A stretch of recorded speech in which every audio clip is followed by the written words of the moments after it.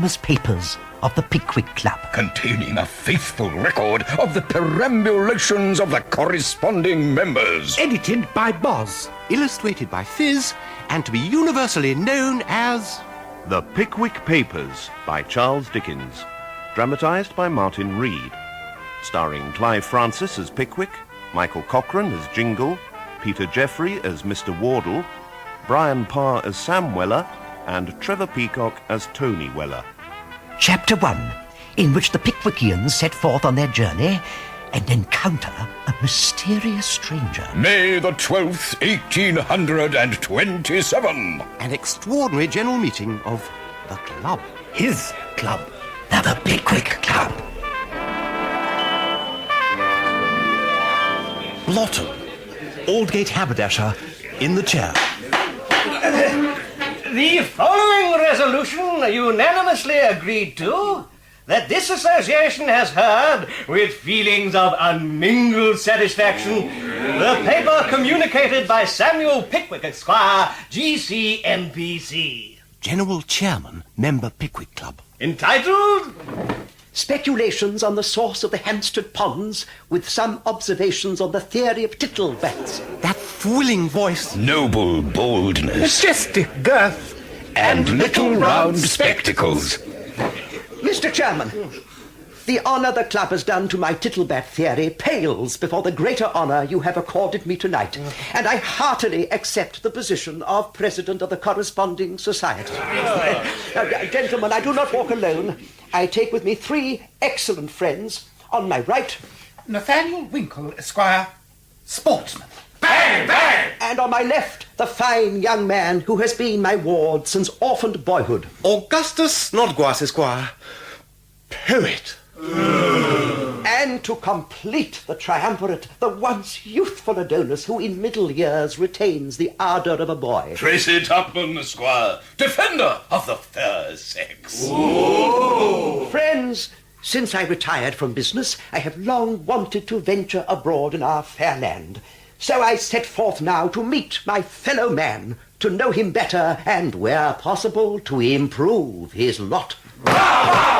Gentlemen, the Aldgate haberdashers salute the Corresponding Society. To Mr. Pickwick and his companions, as tomorrow they begin their great adventure, we wish good health and Godspeed! The very next morning, we wait at the inn to join the coach for Rochester. Our master bids farewell to his landlady at Goswell Street. Keep my rooms ready, Mrs. Bardell. Good day. The slighted Bardell. The blighted Bardell. The benighted Bardell. And the great adventure begins at once with high hopes. And an unfortunate incident. The Golden Cross at St. Martin's le Grand, please, cabby. Tell me, how old is your horse? 42. 42? And where is he stabled? He lives at Pentonville when he's at home, but we seldom takes him home on account of his weakness. The poor beast has a weakness? He always falls down when he's took out of the shafts, so he keeps him out for 3 weeks at a time. 3 weeks? I had no idea. Most instructive. Golden Cross Hotel! Golden Cross! Your fare, cabby. A shilling, I think. Come on! Put your fists up! Bless me. The man's mad! Drunk, both! Hey, what's up, Tommy? He wrote me number in his little book. He's a informer to the authorities. Informer? Go to first, Tommy! My friend, I was only noting down my observations on human nature. Oh, yes? Well, try this on for human nature. Mr. Pickwick! Someone pinch an officer!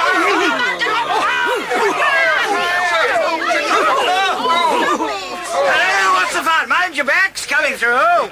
I'm not an informer. Ain't you, though? Morning, cabby. Older man. Not fair game. Horse coffee, oh!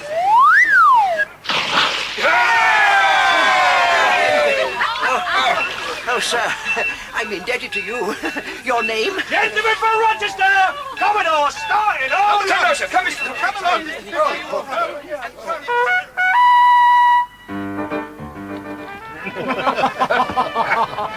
Right, eh, Snodgrass? Wrote epic myself. Revolution of July. 10,000 lines. 10,000 lines? About 30. Thin legs, long black hair, pinched up hat. Sportsman, eh, Winkle? Dog of me own once. Sagacious creature. Outshoot it. Notice board. Dogs will be shot. Wouldn't pass it. A literate dog? Old green swallowtail coat. Threadbare white stockings. Romeo, eh, Tuppy? In Spain, Donna Cristina loved me. Jealous father. Donna Cristina, prussic acid. Stomach pump in my portmanteau. Grateful family. Is the lady in England, sir? Dead. Never recovered the stomach pump. Face haggard, but with an air of jaunty impudence. I think I have him. Pickwick, sir. Scribble, notebook, philosopher. I was ruminating on the strange mutability of human affairs. Ah, in at the palace door one day, out of the window the next. Indeed. The Kentish countryside in May. Kent, sir. Everybody knows Kent. Apples, cherries, hops, and women. That's Kent, sir. Rochester! The pool in, Rochester! Sir, may we beg the favour of your company at dinner? Pleasure. Not presumed to dictate, but broiled fowl and mushrooms, capital thing. 5 o'clock suit you? Excellent. Care of yourselves. Alfred Jingle, Esquire.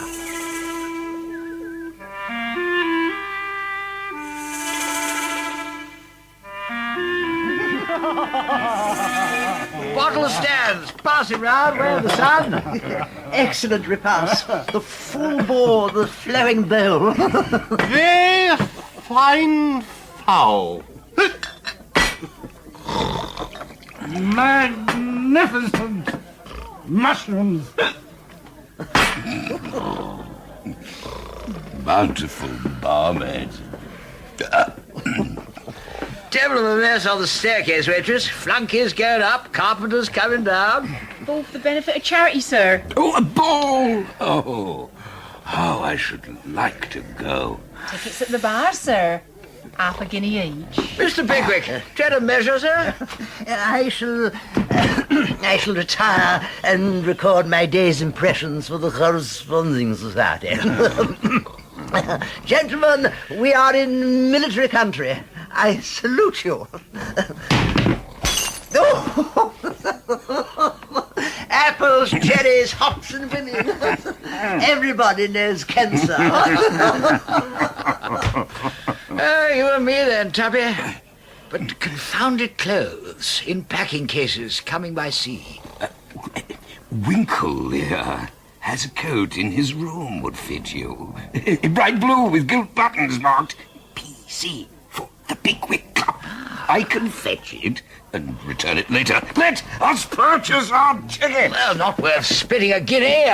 Spin a coin. You call. King George or the lady? The king, sir. Britannia. Never mind. Lady Luck, fickle woman. May I see that coin? Mr. Smithy and the Mrs. Smithy. Mr. and Miss Tomlinson. Miss Tomlinson, the Mrs. Smithy. Small beer, Tuppy. Widows, that's the thing. Lieutenant Tappleton and Dr. Slammer. Slammer, surgeon to the 97th. Pompous doctor. What should make for wealthy old girl in black? Do you know all of Rochester? I'll say, played here once. Played here? What names, please? Say, gentlemen from London. Distinguished foreigners. Anything. 2 gentlemen from London. What a wealth of beauty. One hardly knows where to begin. Over there, Slammer and the widow.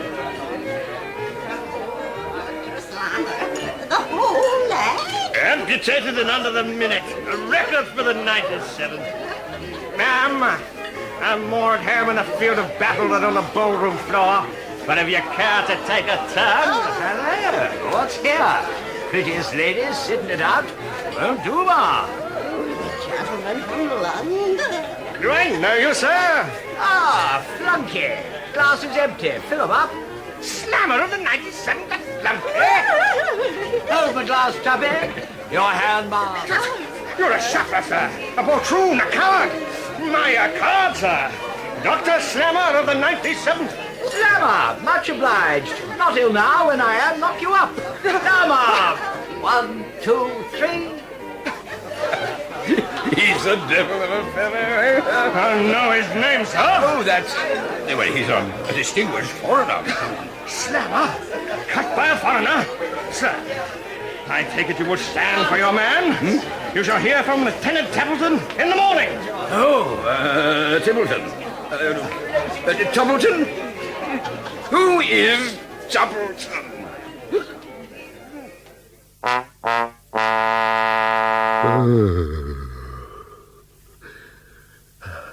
I breakfasted on silence and soda water and walked round Rochester, the principal productions of which seemed to be tobacco and shrimps.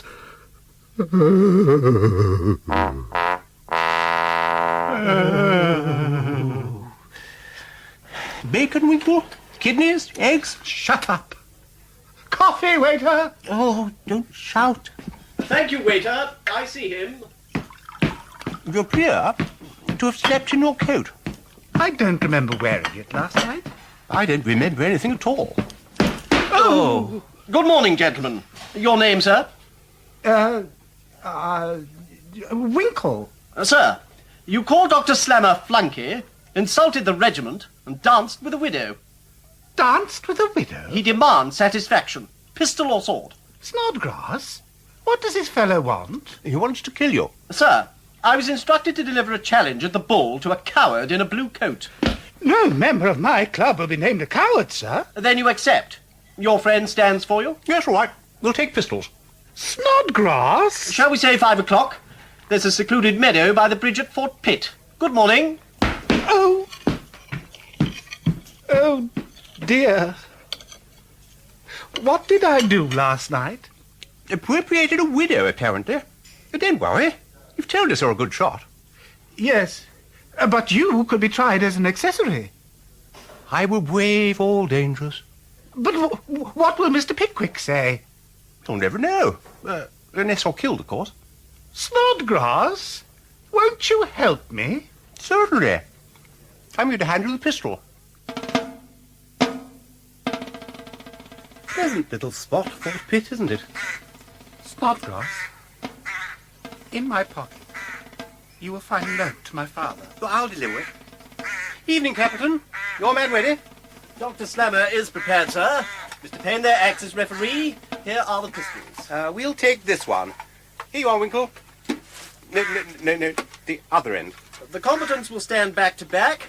Mr. Payne will call out 6 paces, then turn fire. You'll be comforted to know that Mr. Payne is an undertaker. Undertaker? Off you go. Just be steady and wing him. Wing him? Yes. All right. Ready, gentlemen? Begin pacing. 1, 2, Open your eyes, Winkle. Open your eyes. 5, 6. Turn and fire! Stop! Well done, Winkle. You bagged a rook. Templeton! Payne! Come over here! At once! You can't stop now. Someone must be shot. What's the matter, Dr. Slammer? This is not the man! The man? No. The poltroon who insulted me was thin with long black hair. That fellow. But I've met him before. He's a strolling actor. I have challenged an actor. Mr. Winkle, why did you not explain the mistake? Well, you know, you insulted the uniform of the Pickwick Club of London. Can't have that. Excellent, Winkle. The noble line. Sir, you shall dine with me this evening. Yes. All right. Capital! Come along then, sir. Come, Payne. But I've got a nice box already. Brass handles. I salute your friend, sir. Great sportsman. There's a military review at Chatham tomorrow. You be there.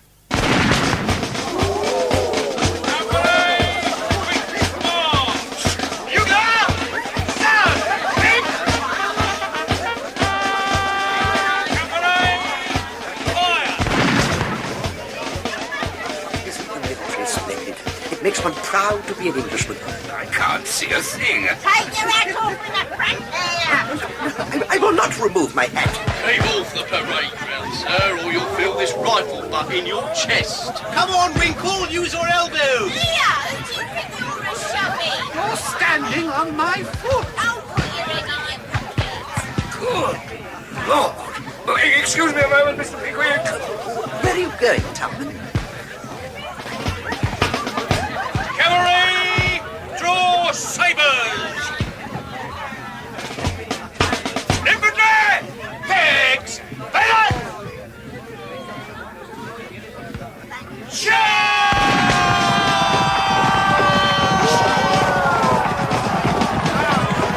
At this point, the crowd behind us pushed us irresistibly forward. Stop! Stop! Help! Help! Come on, Winkle, run for it.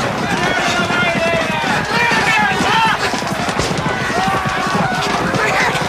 My hat! Stop the charge at once, I say! My hat! My hat! My hat!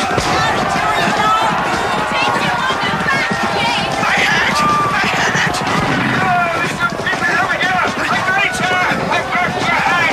It's Tubman with his arm around a woman.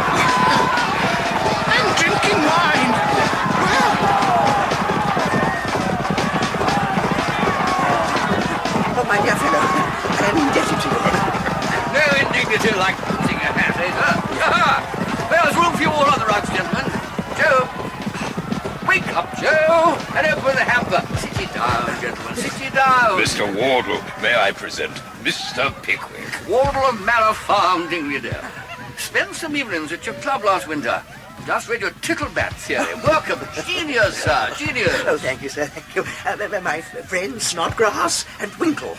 And here's my daughter Emily and her friend Arabella. Hello, Mr. Snodgrass. Hello, Mr. Winkle. Hello. Joe, plates and napkins. Uncork the wine. Your boy appears to be asleep, sir. Oh, never known such a boy. Fat as lard and a martyr to sleep. Only wakes when someone mentions victuals.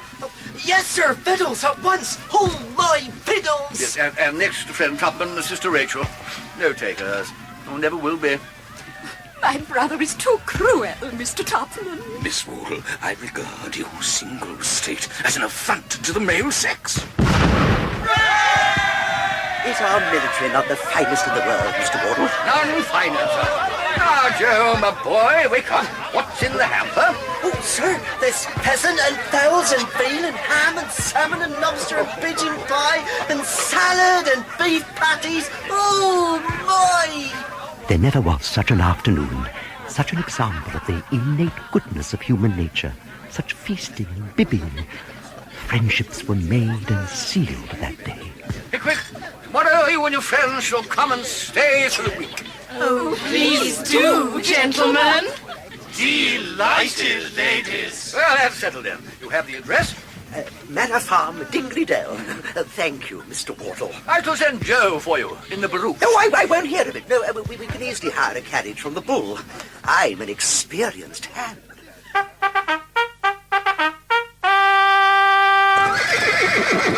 Whoa! Stop, you brute! Whoa! I'm down ahead. Stop! Stop! Rein in, you beast! Rein in! Oh, hold tight, gentlemen. Excellent advice. Thank you. There's a ford ahead. Take cover! A ford? How was this? I'm so glad Mr. Pickwick is an experienced Tubman, have you made out your will? Stop! Stop, you brute! Stop! Help! Disengage your hand!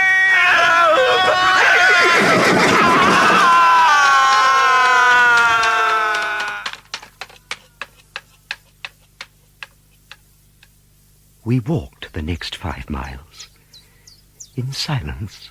Oh, there. Mr. Pickwick, sir. Are you all right? Mr. Wardle. Been waiting all day for you. Oh, what's this? Damp and dishevelled? So, you've been spilt, eh? Well, no matter. We'll soon have you to rights. Follow me, gentlemen. Glorious day, ain't it? And are all these fields, spinneys and streams really yours, sir? They are. And there ain't a better spot of ground in all Kent, sir. Now, sir, round this hedge and through the little gate, and there she is, gentlemen. Welcome to Manor Farm, Dingley Dell.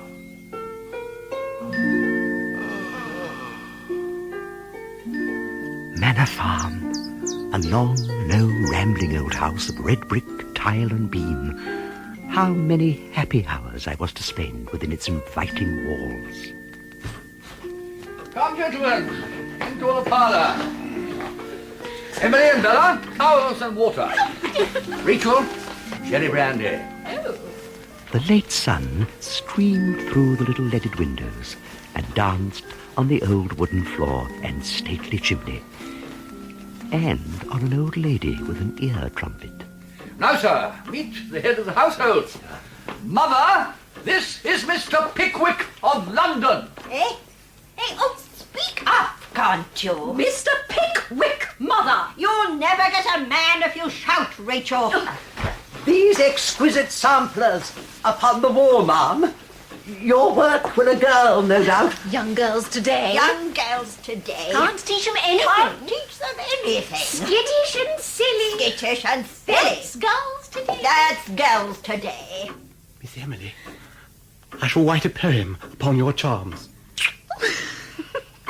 What a forward gentleman it is. Miss Rachel, your complexion matches the cherry brandy. Fine words won't butter my parsnips, sir. Miss Allen, I am a sportsman. Oh, I do hope so, sir.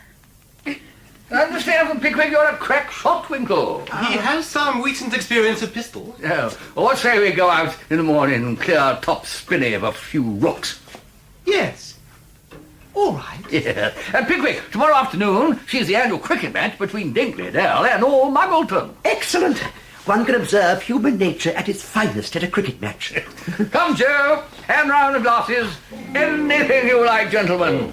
Ale, wine, brandy, port. And then supper. Eh, friends?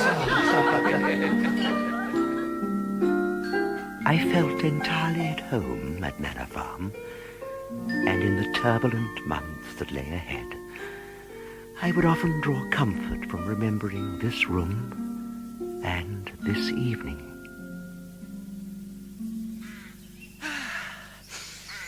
Beautiful morning, eh, Snodgrass? The rich, sweet smell of the haywicks wafted this morn to my rose-bedecked lattice window.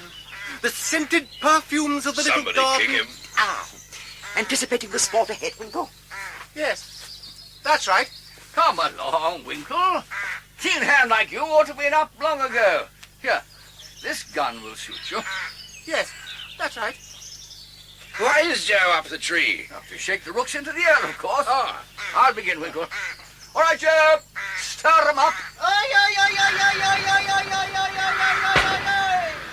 Oh, bravo, sir, bravo. Oh, a nice plump bird. Up you go, Winkle. Fire away.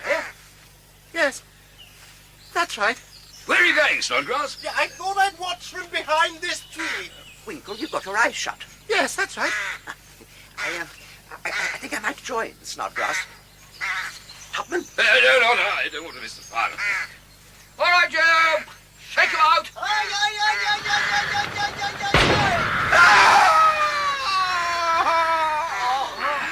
Tupman, my dear friend. Sir, you winged your friend. Yes, that's right. My arm. Ooh, lot of blood there, Tupman. Nasty. Blood! Rachel. My sister's going to enjoy this. Oh, is he wounded? Is he dead? Somebody throw some water over her. Calm yourself, Miss Rachel. Come here. Oh, it is his voice. Then he is not dead. I'm trembling. If I could hold someone's hand. Here, Wilfred, take mine. I don't want yours. Perhaps the feminine touch, dear sir. Ah.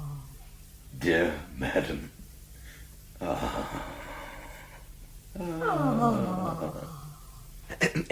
Winkle, in future, do not lay claim to skills you do not possess. No, sir. Like driving a barouche. That was entirely different. A damn nuisance, this. We're missing the cricket. I wrote a poem about cricket once. Oh, rambling crimson orb and willow wand. Ow! How was that? Come along, friends. Just outside the tent here. Capital view of the game and plenty of beer. Oh, magnificent. Marquees and bunting and picnics. Oh! Catch it, Struggles! Catch it! Oh, clear over the tree. Oh, pitch it up, Luffy. Can any sight be so heartwarming to a true Englishman? Capital game, sir. Fine exercise, very. Why, bless my soul. Jingle! We thought we'd lost you at Rochester. Glorious day. Cricket, just the thing. But how came you here? Stopping at the Blue Lion, met a party. White trousers, anchovy sandwiches, splendid. Oh, we're dining in the Blue Lion later. Wardle, sir. Manor Farm, Dingleydale. Alfred Jingle, no hall, nowhere. Bravo! Well played, capital stroke. You've played the game, sir? West Indies, single wicket. Sir Thomas Blazo couldn't bowl me out. 570 runs, had a bath, went out to dinner. Remarkable. Oh, he has many such anecdotes. And he shall be my guest at Manor Farm. Good young shiver! Fizzer, wickets everywhere. All out at last. How many to Muggleton, Staple? 54 notches, sir. 54? Child could do it. One hand, both eyes shut. Sadly, this is precisely how Dingley Dell batted their innings. Yeah, I say, where's Tuppy? Don't you like cricket? The Tupman met with a slight accident. He's being comforted by Mr. Wardle's sister. Sister, eh? Old, fat brood of young'uns. On the contrary, she's a single lady. Of a somewhat desperate nature. Is she now? Sister of prosperous yeoman. And Tuppy all snug at Manor Farm. Interesting. Very.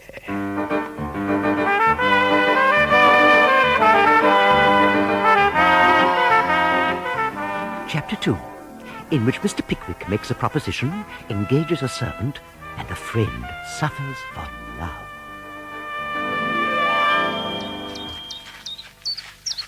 An enchanting garden, Miss Wardle. Oh, look, here's a cool and secluded arbour. I feel a little weak. Let us sit on the seat together. Oh, but my watering pot is not empty, Mr. Tupman. Down the pot, come here. Miss Wardle, you are an angel. Oh, men are such deceivers. No, there lives a being who will be content to devote his whole existence to your happiness. Oh, could such an individual be found? But he is found. He is here, Miss Wardle. Oh, let us embrace. Yes. No, we may be overlooked. The men are at the cricket, the girls are abroad. Oh, then ravish me, impetuous youth. Supper's ready, miss.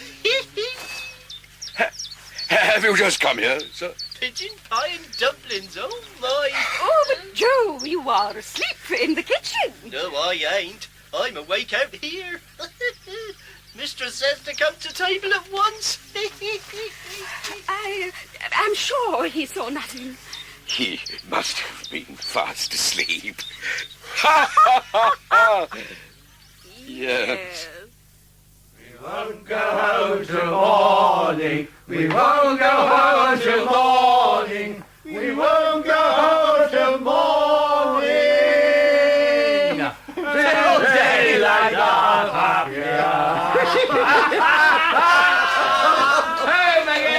Home again. Welcome to the Garden of Eden, Mr. Jingle Jangle. Mother is asleep and Mr. Tupman is resting. Let's have another bottle. Madam, apologize for my friends. Winkle here, ma'am. May I have this? wax on. What a shocking scene! Gentlemen, I shall now stamp on my hat. Dreadful, horrid spectacle. No place, delicate sex. Your feelings do you credit, sir. Addressing Miss Rachel, Alfred Jingle. Allow me to kiss your hand, ma'am. Oh, a pleasure, Mr. Jingle. Pleasure all mine, ma'am. Oh, my head. Next morning I gazed blearily from my window across the fields and reflected that Manor Farm was indeed a Garden of Eden, for it contained a serpent. Miss Wardle, forgive intrusion. Oh, I'm only knitting a tea cosy, Mr. Jingle. Bearer bad news, ma'am. All discovered. Discovered? Kissing in the arbour. Fat boy told your brother. Worse, Tubman only wants your money. My money! Oh, the wretch! Worse, loves another. Short girl, black eyes. Emily! Oh, that squat, sour, pudgy harpy! Madam, I kneel. First moment, clapped eyes, no other woman. Dear Miss Wardle. Oh, dear Mr. Jingle.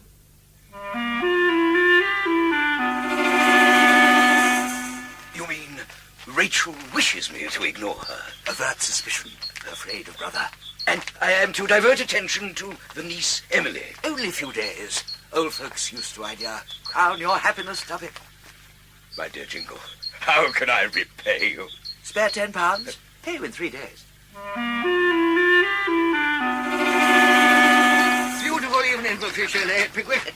Barouche harnessed, rods, lines, nets, all aboard. No doubt a cool bottle or two. The whole purpose of the expedition, sir. Oh, damn it. Where's Rachel and Jingle? No, he's carrying out some business on my behalf. Master! Stop! Wait! Yeah, what's the matter, Joe? The chimney on fire. Oh, worse than that, Mr. Wardle.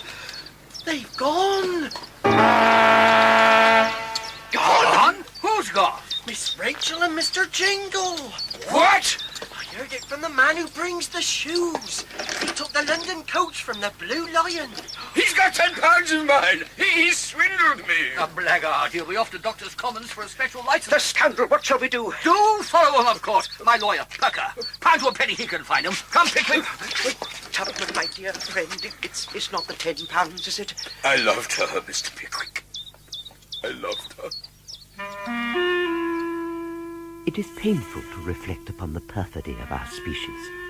But the morrow generally brings a man something good. In my case, it brought me the White Hart Inn, Borough Market, and an invaluable new friend. Same weather. Don't stand there whistling. Number 22 wants his boots. Ask number 22 if he'll have them now, or wait till he gets them. And have you took them Wellingtons and dainty female care to sitting room number 5? I have, and the gent put 'em on, and he walked to Doctor's Commons in 'em. Oh, well, there's 3 gentlemen coming, and don't give them none of your salts. Well, we've tried every inn in London, Pucker. We'll never find them. And now we shall try the White Hart. We'll inquire of the boots here. A lively young fellow stood whistling in the yard, red handkerchief round his neck, old white hat thrown carelessly on his head, and eyes that didn't miss a trick. Good morning, my friend. Curious old house of yours? If you'd have sent word you was coming, we'd have had it repaired. Young man, look, here's half a guinea. It will answer some questions. Payment in advance, sir, as the hangman said when he took the fellow's shilling before he dropped him. Mr. Pickwick, you really must not prejudice this case with such an ad captandum. Captain be damned. Call it a bribe. Who have you got in this house at present, fellow? Well, there's a wooden leg in number 6, 2 sets of Essians in 13, and a pair of Wellingtons and ladies' shoes in number 5. What sort of shoes? Country shoes. Maker's name? Brown of Muggleton. By heavens, we've found them. Young man, here's the coin. Show us up without announcing us. We want to surprise them.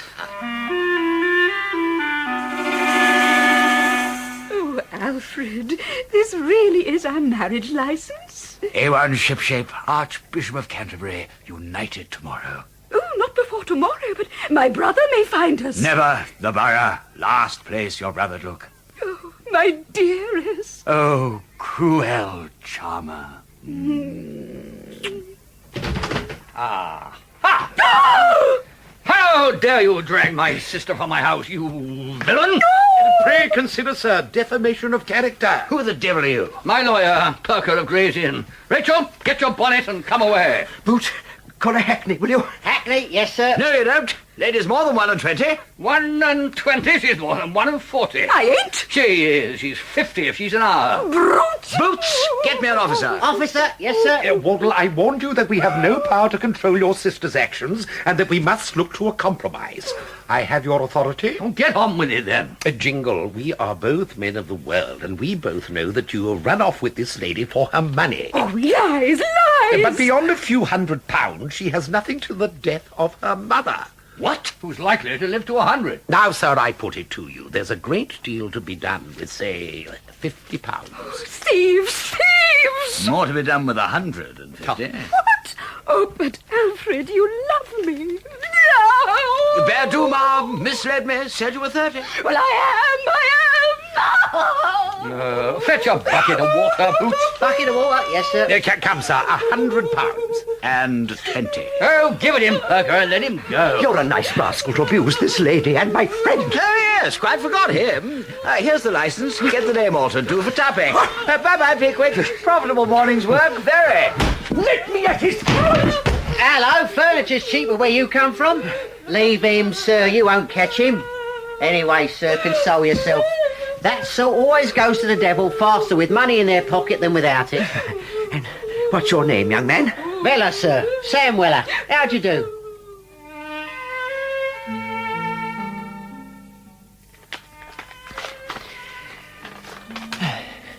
My dear Pickwick, I have been deserted by a lovely creature and fallen victim to the artifices of a villain.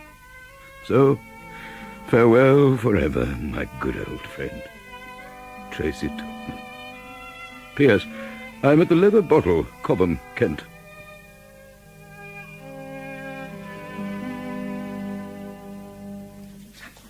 My poor dear wretched tragic friend. I am of a mind to end it all, Mr. Pickwick. But do not despair, old fellow. Rachel is still a single lady. No, sir. I have placed my frail trust in woman once too often. I shall retire to Richmond upon Thames. I suppose that is better than complete extinction. Now, a certain Perker, Mr. Wardle's lawyer, is to act as agent for one of the candidates in the forthcoming election at Eatanswill in Suffolk. Will you suspend your grief and accompany me? I've never seen an election. All right, then. Excellent. Now, tomorrow I shall return to my lodgings in Goswell Street, for I have a proposition to put to my landlady. A proposition to Mrs. Bardell? What? No. The idea. A commercial proposition. The slighted Bardell. The blighted Bardell. The benighted Bardell. Would you be seated, Mrs. Bardell? I have something particular to ask you. Seated and particular? Yes, sir. Mrs. Bardell, I am a single gentleman. You single and I a widow? Yes. By the by, is your boy Thomas returned yet? Oh, 'tis a long way to the White Hart in the Borough and back. We are alone, Mr. Pickwick. Mrs. Bardell, do you think it a much greater expense to keep two persons than to keep one? Oh, you are very kind, sir, to consider of my loneliness. Your loneliness? Oh, you good, kind, playful dear. Come here. Mrs. Bardell. Bless my soul.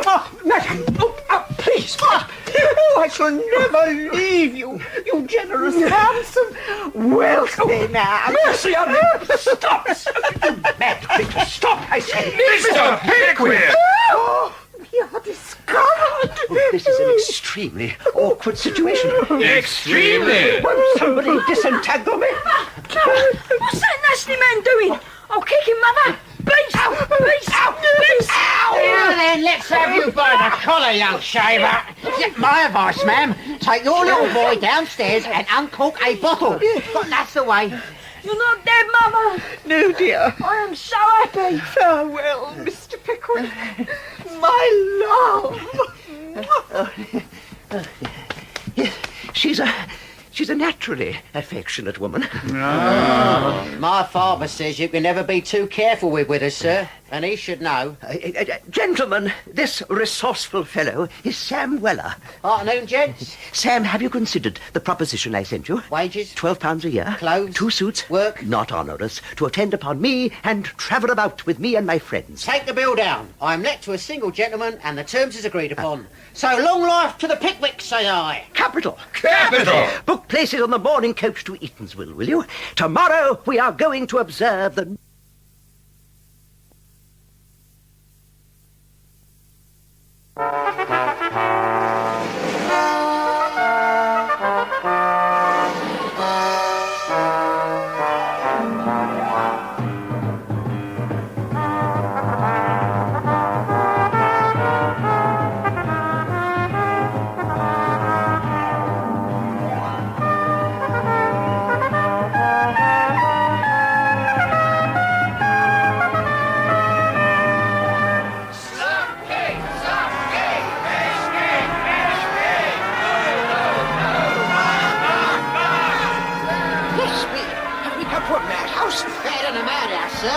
It's a election. Slumkey forever, sir! Slumkey forever! Who is Slumkey? I don't know. It's always best to do what the mob do. Fiskin is a dog! Fiskin is a dog! Careful, sir. Come on, inside with you. My dear Pickwick, welcome to Blue Headquarters. Down with the buff, say I, Pecker. What is the probable outcome of the contest? Doubtful as yet. Fiskin's people have got 33 voters locked up drunk in the coach house at the Peacock. Drunk? Disgraceful buff trick. On the other hand, Slumkey had a tea party here yesterday, and 45 women went away with a blue parasol each, secured all their husbands and half their brothers. Blameless and courteous gift. Blameless indeed. What exactly is the blue platform, Perker? Oh, blue, and blue again, sir. We must impress upon him the importance of kissing babies. Bless me, have these politicians no fear?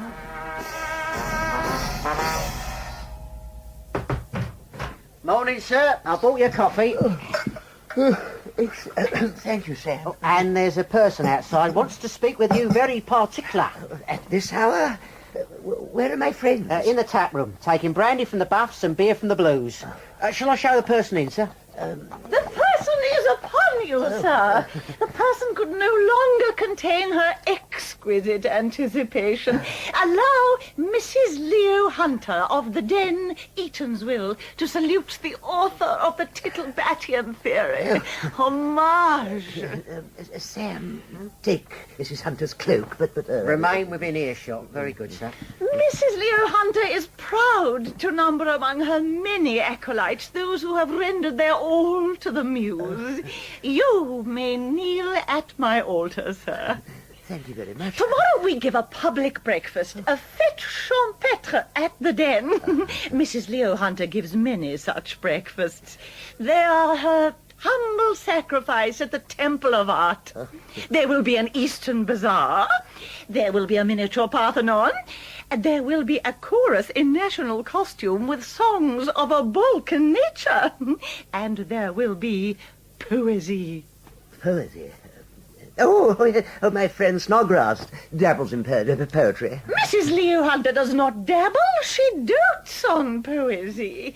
You will have met with her celebrated ode to an expiring frog. I fear I'm somewhat behind in my reading. You will hear it, sir, for she will repeat it in character tomorrow. In character? As Minerva. It's a fancy dress breakfast. Fancy dress? I fear my age, my girl. Well, then your friends may attire themselves at the Emporium of Solomon Lucas in the High Street. Mr. Pickwick, let Minerva prostrate herself before you.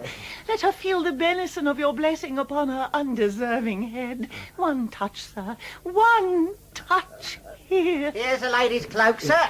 Mr. Pickwick has a pressing engagement, ma'am. I understand. We are all slaves to the muse.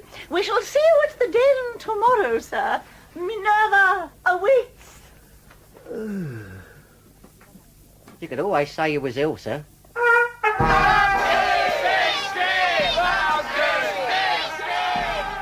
Excellent views from the water fountain, Pickwick. Most advantageous. Has Slumpy been parading? Oh, yes. Shook hands with a labouring man, wept over a blind widow, and kissed 6 babies. 6? Then the thing's in the bag. At last, we are at the very moment of election. Right, silence for there. Citizens of Eatanswell, we are met here today for the purpose of choosing a representative in the room of the late Mr. Boomer. Late? He was dead before he was elected.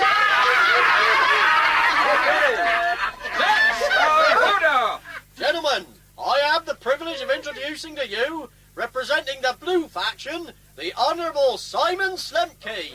Slemke! Gentlemen, blah, blah, blah, blah, blah. Thank you.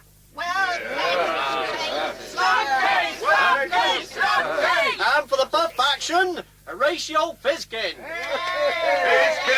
Gentlemen, blah, blah, blah, blah, blah. Thank you. He's left his voice under his pillow. People of Eatanswell, I shall now call upon you to execute your heavy responsibility. All those for Slumpke, raise your hands. Aye! Those for Fiskin? Aye! Slumpke has it. My word, he computed the numbers in no time. Oh, the mayor has a practiced eye. It's a charade, Pepper. Speaking of which, I am due tomorrow at Mrs. Hunter's Temple Art.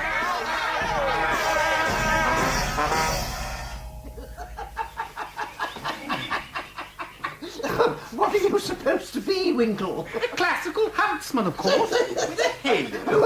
Your costume is hardly less mysterious, Snodgrass. Surely the world knows that blue satin trunks and a Grecian helmet is the garb of a troubadour. Oh, dear, oh, dear. Ah, amazing! I shall be a Sicilian bandit. Tupman, you don't mean to wear a red bandana and a shirt cut to the waist. Why not? Why not? Because you're old and fat. Old and fat. Sir, you're a fellow.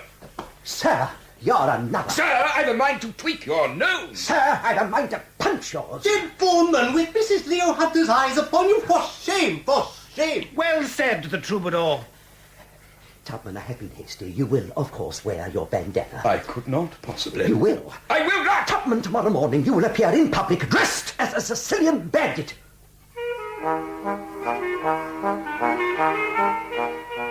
So I did. And I may say that the arrival at the den, Eatanswell, of a troubadour, a bandit, and classical huntsman raised not one eyebrow. There must be 1,000 people here. Look, there's Henry VIII. And isn't that Nefertiti? Medieval bands, Italianate band, Chinese. What on earth is the theme? I like this fairy grotto. I think that's meant for the miniature Parthenon. Bless me, is there any sight so alarming as the Englishman at play? Champagne, gentlemen. Mrs. Leo Hunter's compliments. When might we expect the arrival of Mrs. Hunter? This very moment, sir. Meow. Hail! Hail, Minerva! Great heavens, good Lord. I think I need to sit down. Into the arena came 20 Egyptian slaves pulling a chariot, which should have contained a Bodicea, but which in fact boasted a figure swathed in turquoise, scattering rose petals. This then was Minerva. Minerva with a fan. The caravan rests before us. Minerva ascends the steps of the Parthenon. Fellow worshippers at the shrine, hail! Hail! Friends, the gods have summoned us here today to pay homage to our particular muse, to Terpsichore, Calypso, and to Erato. There will also be luncheon. But stay, what What is this I see? Illustrious sir, come hither. Ascend, I say. Oh, no. Pray, friends, conceal me. You heard what she said. Ascend. Minerva's bejeweled hand beckoned, and Mr. Pickwick made his miserable way up the steps. Friends, our cup runneth over. This is no less a personage than that universal genius, the celebrated Mr. Pickwick of London. Bravo! Acolytes, yesterday this gentleman begged a request of me. I don't recall, madam. The frog, sir, the frog. Oh, yeah. Mrs. Hunter, I beseech you, will you not recite your elegy to a dead toad? I cannot weary these people. No. Yes! Oh, very well. Minerva leaned one hand tragically against a pillar and clapped the back of the other to her brow. This should be good. Can I view thee panting, lying on thy stomach, without sighing? Can I, unmoved, see thee dying on a log, expiring frog? Oh, thank you, Mother. Say, have fiends in shape of boys, with wild halloo and brutal noise, hunted thee from marshy joys with a dog, expiring frog? I'm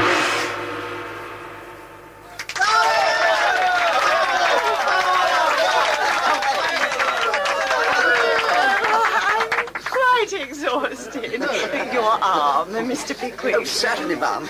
Allow me to present my friends. Snodgrass is a fellow poet. Ah, you toil on the treadmill of verse, sir? Never off it. We much enjoyed the perspiring fog, ma'am. Ah, now this will be exquisite. Who are they? A male chorus in national costume who will sing in the Balkan dialect. Well, goodbye, Mrs. Hunter. It's been delightful. Thank you so much. I think you said there was luncheon, ma'am. Santa Gana Minerva, Santa Gana Mrs. Leo Hunter, was it like a sack, Santa like that, Umskalaka Bindaban, yo, Delicious. Excellent dormouse, ma'am. No, sir. I want you to meet Confucius. Mrs. Hunter, I have already met Napoleon, Lady Godiva, and the younger Pitt. Oh, but you will be enchanted by this lion. Captain Fitzmarshall! Over here at once, please. I followed Minerva's gaze to an officer of His Majesty's Royal Navy. Coming, Mom. Crowds of people, hard work, very. Bless my soul. Irregular mangle here. Let the Navy through. Quite the press gang. Now, Captain, may I present... Now then, Mom, who's your friend? How do you do, Captain Fitzmarshall? Can't stay. A postilion waiting. Bye-bye. Jingle, come back here this instant.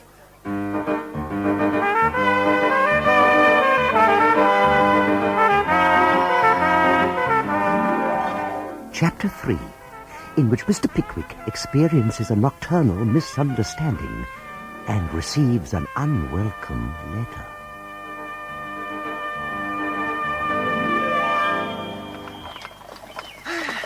Lovely countryside, eh, Sam? Beautiful. Yeah, where are we going? I'm told Jingle is putting up at the Angel in Bury St. Edmunds, under the name of Captain Fitzmarshall. Apparently he's got an accomplice with him. I see the fella at the Temple of Art, sir. Oh? Shifty-looking sort in a mulberry coat. Whoa, this beats the chimney pots any day, sir. I suppose you've only seen bricks and mortar all your life, eh? Yeah. Now, the first thing to be done is to ascertain that Jingle is at the Angel. I'll leave that to me, sir. I'll have a little talk with Mulberry in the morning. He'll tell me all his master's concerns. How can you be sure? Oh, bless your heart, sir. Where was you half baptised? Servants always do. Oh, do they? Angel in, Bury St. Edmunds. Aye, aye. Here's a very pretty tap room. And there's a very pretty barmaid to go with it. A pint of porter, if you please, my dear. Now, I wonder if those cherry red lips is going to divulge a wicked secret to Sam Weller. On receipt of special payment, of course. You do you? What wicked secret, for instance? For instance, might there be a gentleman staying here what has got a servant in a mulberry coat? Maybe. And they might be dining out tonight. Here's your pint. So, where's my special payment? Just here, my dear. You filthy devil! You try that again, if you dare. I'm afraid Sam Weller did dare. In fact, he dared all night. And early next morning, he refreshed himself under the pump in the yard. Oh, that's better. Forgive the intrusion, friend, but might I know your name? Aye, you've got a new friend, Samuel. A friend in a mulberry coat. The name's Walker, servant to Mr. Wilkins. Trotter, Joe Trotter, may I speak? Are you, as the gentleman said when he pushed his wife over Beachy Head? Mr. Walker, I'm desperate. I have a bad place, sir, and my master, Mr. Charles Fitzmarshall, is going to run away this very night with a rich heiress from Miss Tompkins' boarding school for young ladies on the Newmarket Road. Now then. Cheers never yet wound up a clock or worked a steam engine. You see, what it needs is for some respectable gentleman to take the matter up. But I'm a stranger here and know no one. You don't, but I do. I never heard so wicked a story. You did right to come to me, Trotter. But how can we prevent this crime? I think I see a way, Mr. Wilkins.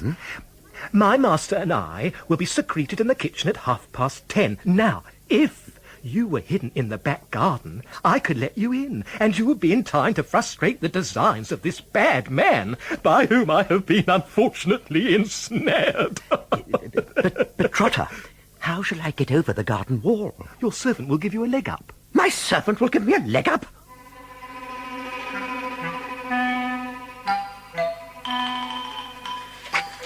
That's it, sir. You climb on my shoulders. Yes, capital. Then you can ease me gently over the wall. All aboard, sir. 1, 2, 3.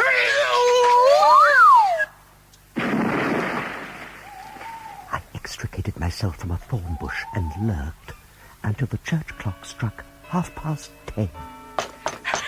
It's Mr. Wilkins, Trotter. Open up.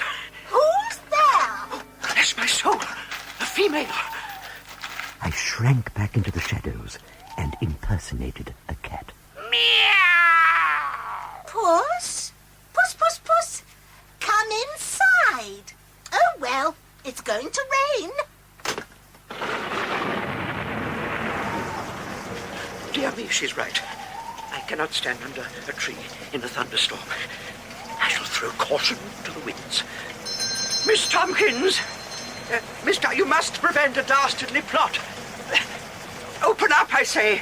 The door was flung back, and before me stood a thin schoolmarm in curl papers. Ah! It's a man! What do you want? I want you, ma'am. You shall not have me! No! No, Miss Tompkins, I am here to prevent a conspiracy. Captain Fitzmarshall is a charlatan who intends to elope with a rich heiress. I have it all from Trotter. Fitzmarshall? Trotter? Never heard of him. You're a lunatic. Ah! I shall call an officer. Ah! Never heard of him. I fear I may have been duped.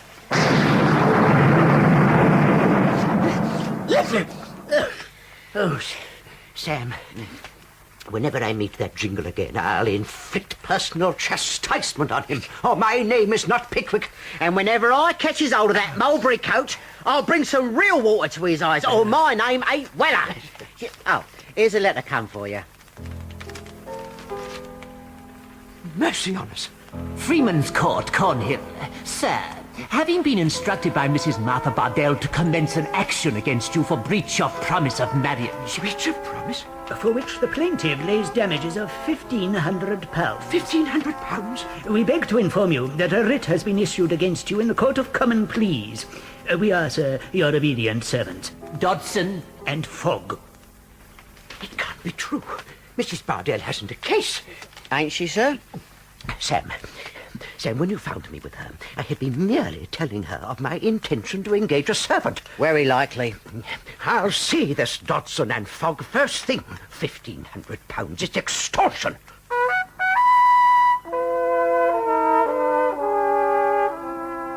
And what does Mr. Pickwick propose, Mr. Dodson? Yes, what does he propose, Mr. Fogg? I propose nothing at all. I came down to London to inquire what grounds of action you have against me. For the grounds of action, sir, we are guided entirely by the statement of our client. That statement may be true. Or it may be false. It most certainly is false. And since you offer no terms, we had better serve you with a copy of the writ. Here, sir. You and your writ may go to the devil. Oh. I've never met with two more swindling jackals in my life. Jackals, Mr. Dodson. Swindlers, Mr. Fogg. And for 2 pins I will knock you to the floor. So excellent. Now then, sir, battledore and shuttlecock's a very good game when you ain't the shuttlecock and 2 lawyers the battledores. Good morning, gents.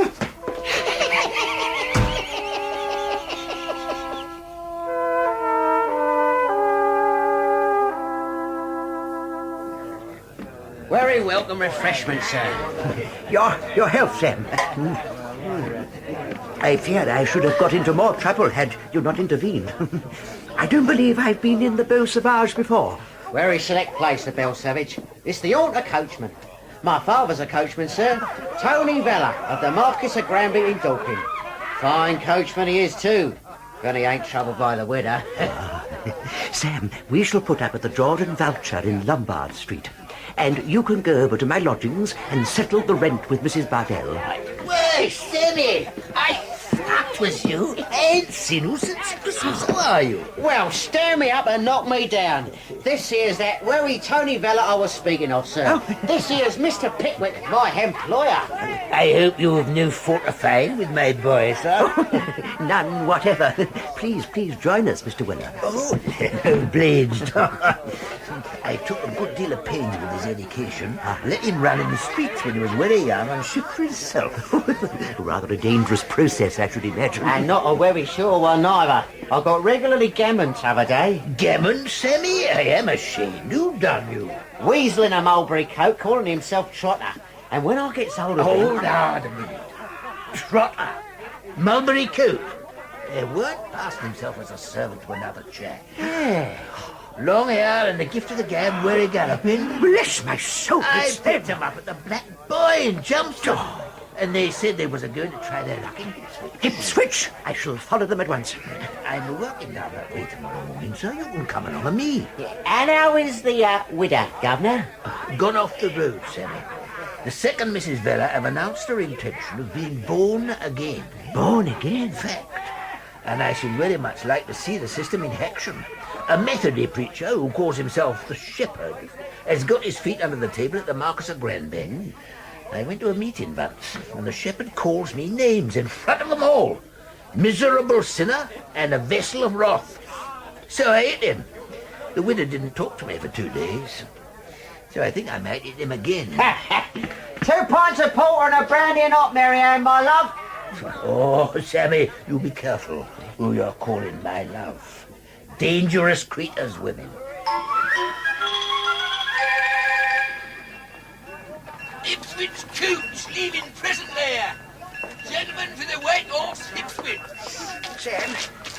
Sam, what did you learn from Mrs. Bardell last night? Not much. She took the rent, wailed a lot, and said how generous it was of her lawyers to take the case on speculation. Speculation? Do you mean if Dodson and Fogg lose, they get nothing? I wouldn't be too sure of that, sir. Mrs. Bardell better look at her contract very careful. All aboard, if you please, Mr. Pickwick. Thank you. Have I any fellow passengers inside? Oh, yes, sir. A rather particular, rather pomaded sort of gent with blue spectacles. Well, the carelessness with which coachmen drive these days. I'm sure I've broken a bone.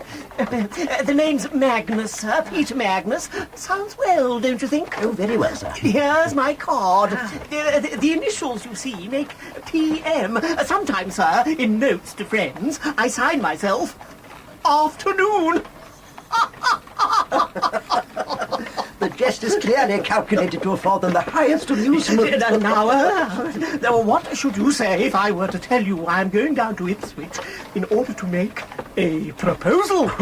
I should tell you to make quite certain that your meaning is not misinterpreted. Yeah, now, that is where you may help me, Miss Pickwick. Aye, but I have no experience. You see, the lady is a genteel person whom I do not wish to alarm with my metropolitan dash.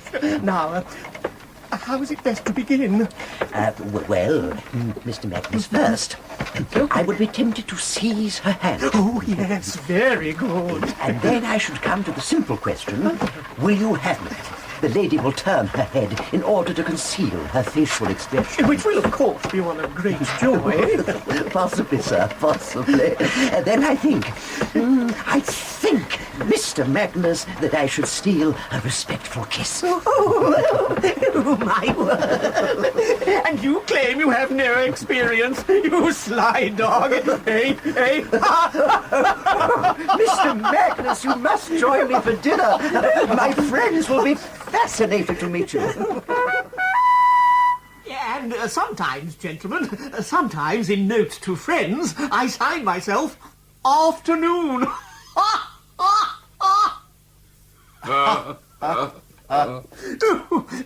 This wine. So delicate. The wine was sour, the food filthy, and the evening miserable. And not wishing to alarm the lady with my metropolitan dash. Mr. Pickwick's eyes twinkled at us. We stared back with murder in our hearts. And I trust you will be here tomorrow to congratulate my success. Wouldn't miss it for the world, sir. Now, I fear we have monopolized you long enough. Mr. Pickwick took out his pocket watch and laid it in front of the fascinating Magnus. Upon my soul, 12 o'clock! This will never do. I shall be pale tomorrow. Gentlemen, Afternoon bids you good night. Mr. Pickwick. Not a word, Tupman. You have my eternal thanks, Snodgrass. Sam, light me to my chamber. Now, this next chapter is rather interesting. We had the record of it in Mr. Pickwick's own hand. Mr. Pickwick climbs into his nightshirt.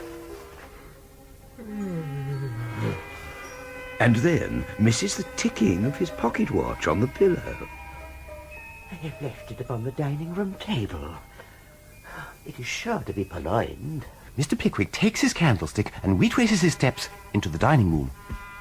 Bless me, these passages are all alike. With commendable skill, he trips over a boot and misses a stair.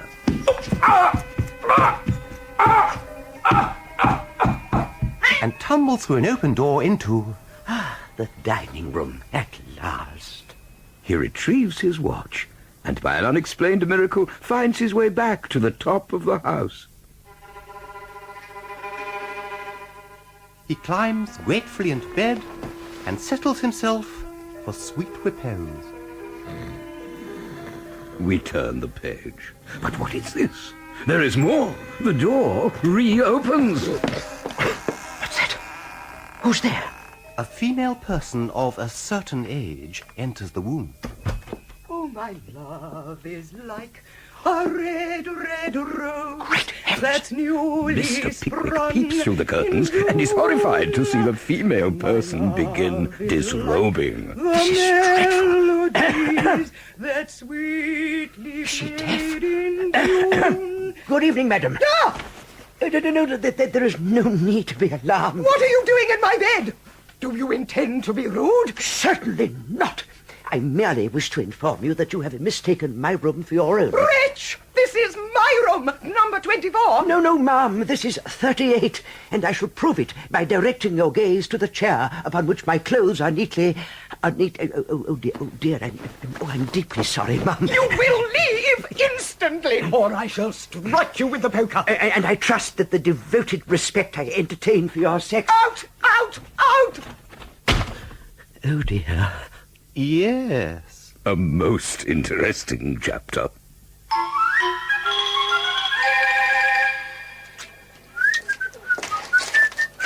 Morning, old parent. Making a good breakfast, are you? Oh, light, Sammy, light. Just the 2 pints and a pound of beef. Very good power of suction you got there. You'd have made an uncommon fine oyster. What are you so cheerful about? Acting upon information received at the boots here, I'm off to a house with a little green gate by St. Clement's Church.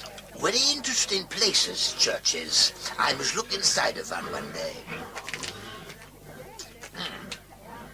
Sammy, don't wish no disrespect, but my guess is your governor is the sort what needs someone to look after him when his judgment goes out a-visiting. You see to it. I will. Morning, old codger.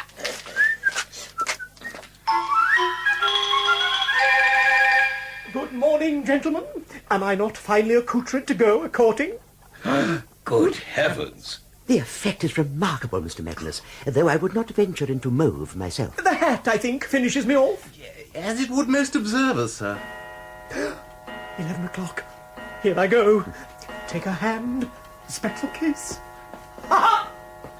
Devil of a row in the night, Pickwick. Somebody fell downstairs. Somebody trod on the cat. Oh, really? Mr. Pickwick, congratulate me.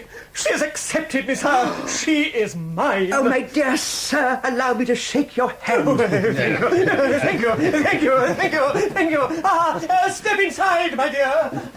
Mr. Pickwick, may I present Miss Witherfield? Miss Witherfield, Mr. Pickwick of London. You! What is the meaning of this? Do you know this man? No, he did not come to my room. I see through this, Pickwick. You are an experienced lovemaker who came down to Ipswich to jilt me. No, he didn't. He came down to get my £10. Poppycock, you're in it together. Sir, I call you out. Mercy, Mr. Magnus. Call me out, do you? Popping Jay. They will fight a duel. I must inform the magistrate.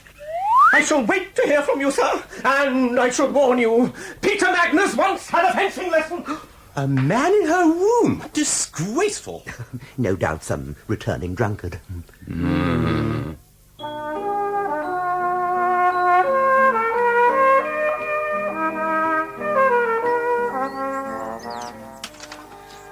hawkers at this store, thank you. Good morning, miss. Was you the tolerable pretty housemaid a-dusting at the upstairs window, what I waved at just now? I was. And I stuck my nose in the air. Which is always a good sign. I ain't selling, my dear, I'm buying. I am on a desperate mission, and I want a bit of information. Do you think I'm going to tell you my half day is Tuesdays? I'm obliged. But, as one faithful servant to another, does a chap called Trotter come a-visiting into this here Green Gate? The oily individual as is making up to cook? Yes. And it ain't much pleased the constable neither.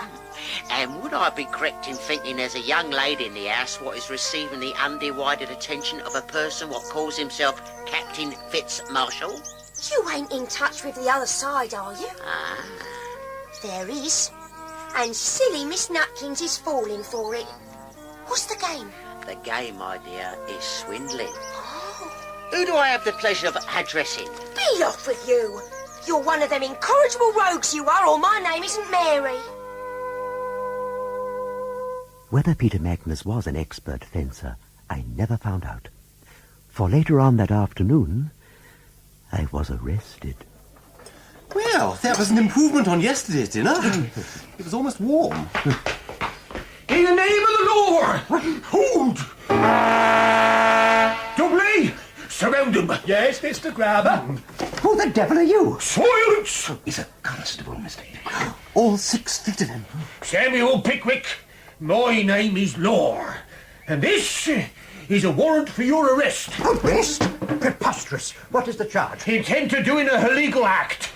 reason to wit, performing of a duel. Charge lay by a female person, a certain age. Weeping! Come along. I refuse to be paraded through the streets surrounded by specials. Oh. What's to be done then, huh, Dudley? There's a sedan in the yard with curtains. The very thing, a sedan. That won't draw the least attention.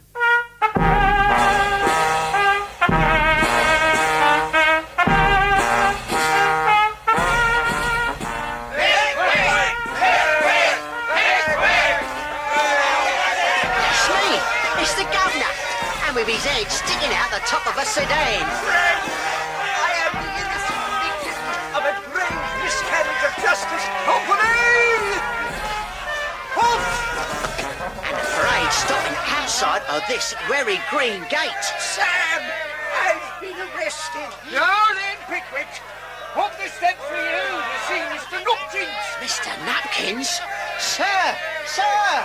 This is a truly remarkable situation. Nupkins, I demand that you hear me. And what do you demand of the principal magistrate, sir?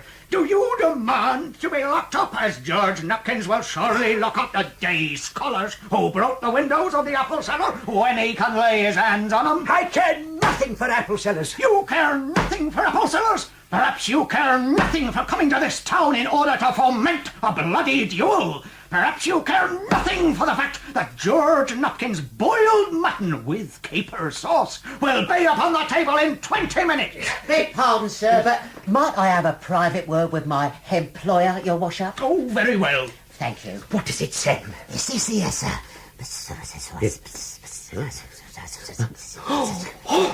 And that's all about it, sir. Bless my soul. Mr. Nupkins, I must address the bench. Captain Fitzmarshall, sir. And what are my friends to you, sir? He is an impostor. I think we'd better have a word in private. And that, Mr. Grummer, is the sordid history of Job Trotter. And him turning cook's head with his easy London manners. I never could have bear that, Job. Hello, Trotter. Been to chapel?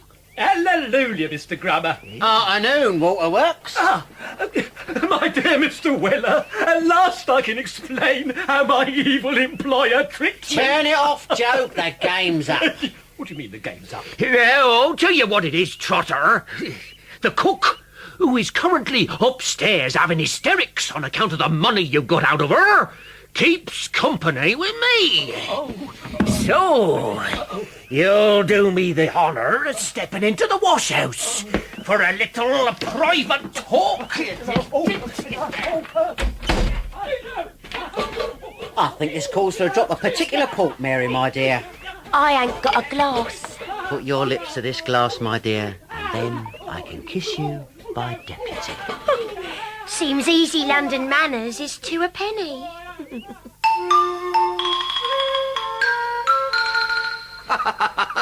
What do you think of him now, Mr. Nupkins? An actor?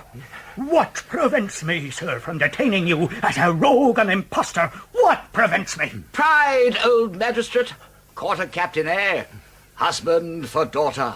Make it public. Look stupid. Very... Do you well leave this town instantly? Ah, I see. Captain talks.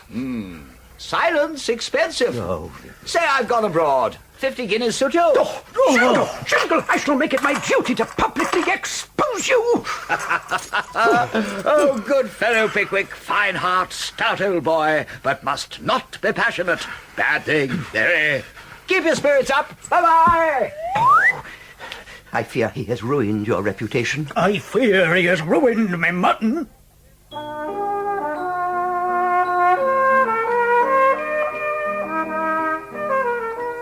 Hello again, Mary. I believe I forgot my hat. So you did. It must be a very particular hat for you to run so fast to reclaim it. Oh, very particular, Mary. A gentleman can't be seen without his hat. Then perhaps the gentleman would like me to put it on his noble head for him. I should like that very much, Mary. Now, you don't mean to say you did that on purpose? I didn't then, but I will now.